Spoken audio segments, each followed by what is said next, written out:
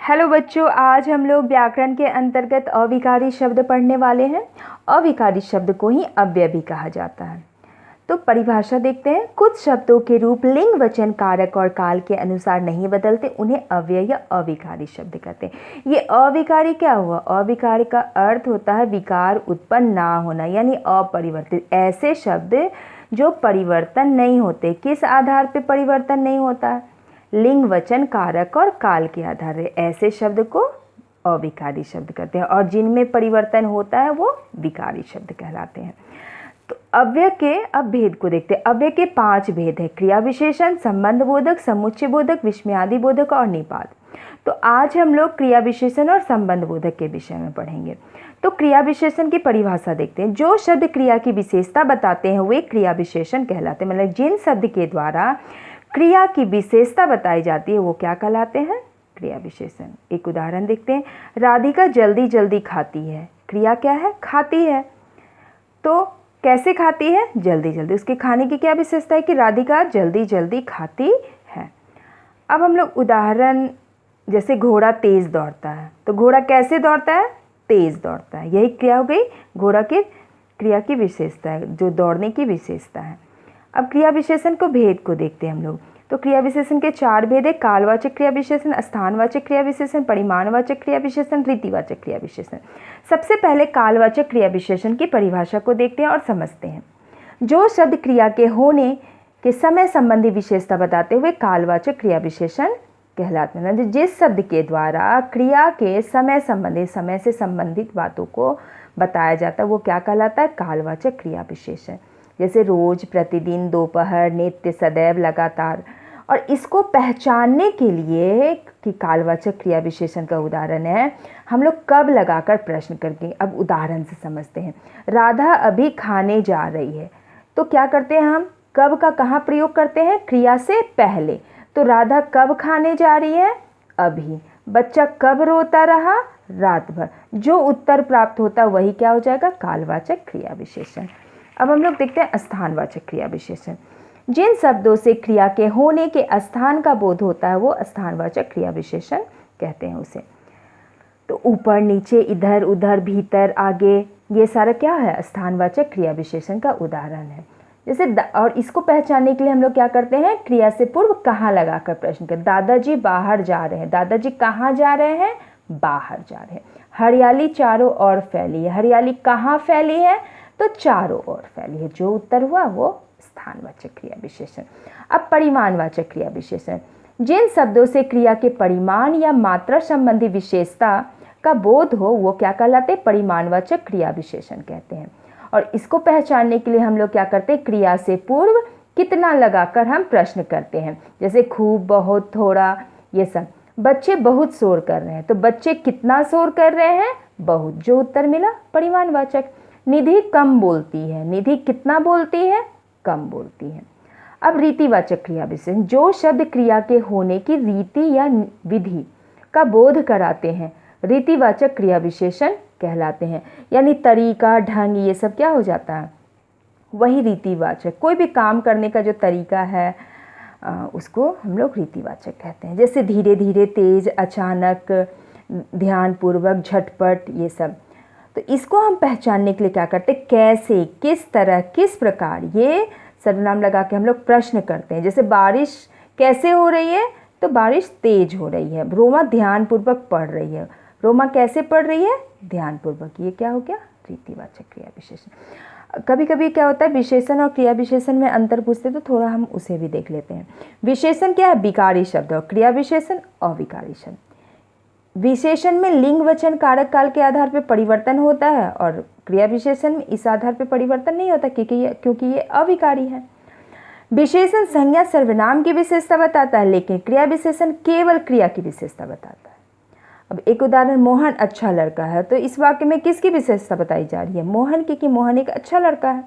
मोहन अच्छा लिखता है। तो इस वाक्य में किसकी विशेषता बताई जा रही है? मोहन की लिखावट की, लिखने की। वह कैसा लिखता है? तो अच्छा लिखता है। अब हम लोग संबंध बोधक की ओर चलते हैं। संबंध बोधक भी क्या है? अविकारी शब्द है, जो क्या करता है? संज्ञा या सर्वनाम के साथ जुड़कर, यह हमेशा क्या होता है? संज्ञा और सर्वनाम के साथ जुड़ता है और वाक्य में अन्य शब्द के साथ संबंध का बोध कराते हैं, वही क्या होता है, संबंध बोधक शब्द। जैसे मेरा गांव शहर के पास है, तो ये क्या हो गया, संज्ञा के साथ जुड़ रहा है, शहर के साथ, शहर के पास, तो किससे संबंध बताया जाएगा यहाँ पे, गांव से। जैसे मेरा गांव शहर के पास है, गांव कहाँ है, शहर से पास।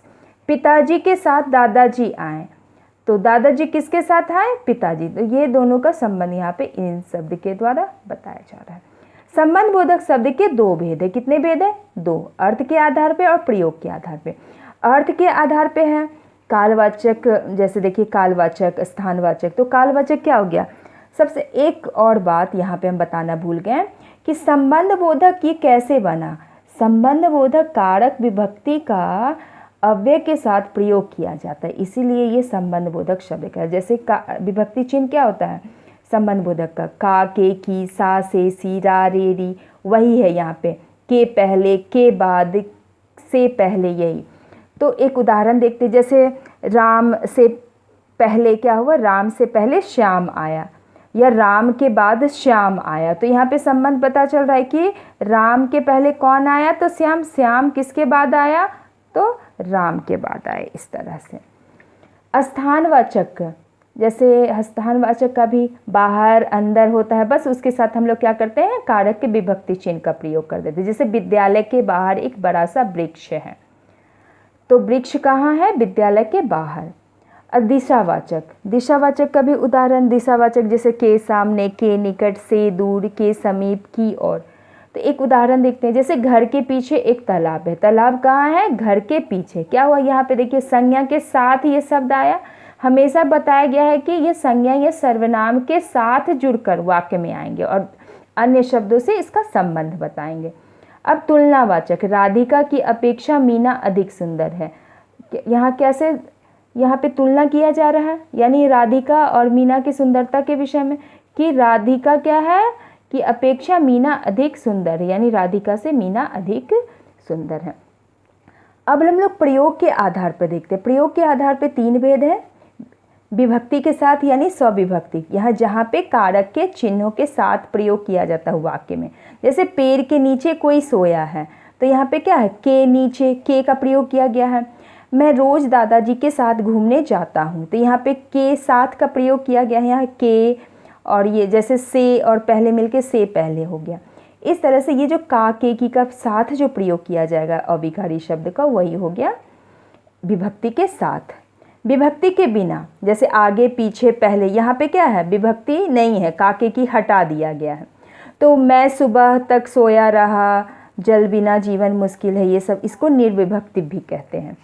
अब हम लोग चलते हैं दोनों प्रकार की, यानी विभक्ति के साथ और विभक्ति के बिना, उसे उभयविध कहते हैं।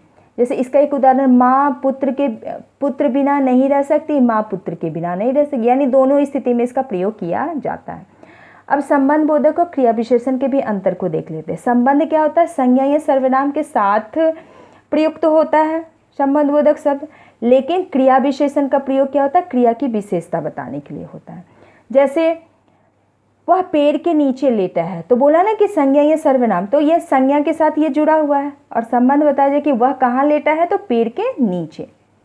तुम घर के अंदर जाओ, तो ये संज्ञा के साथ जुड़ा हुआ है, तो क्या हो रहा है, तुम घर के अंदर जाओ। और वहीं क्रिया विशेषण में क्या है, वह नीचे लेटा है, लेटना क्या है, क्रिया है, तो यहाँ पे क्रिया की विशेषता कि नीचे लेटा है, तुम अंदर जाओ, तो जाओ क्या है, विशेषण है, सॉरी जाओ क्या है, क्रिया है, और ये और अंदर क्या है, क्रिया की विशेषता बताई जा रही है, तुम अंदर जाओ। इस तरह से आज हम लोग ने अविकारी शब्द के अंतर्गत क्रिया विशेषण और संबंध बोधकों को देखा, और आप लोग उदाहरण से पुस्तक में समझ लीजिएगा। धन्यवाद।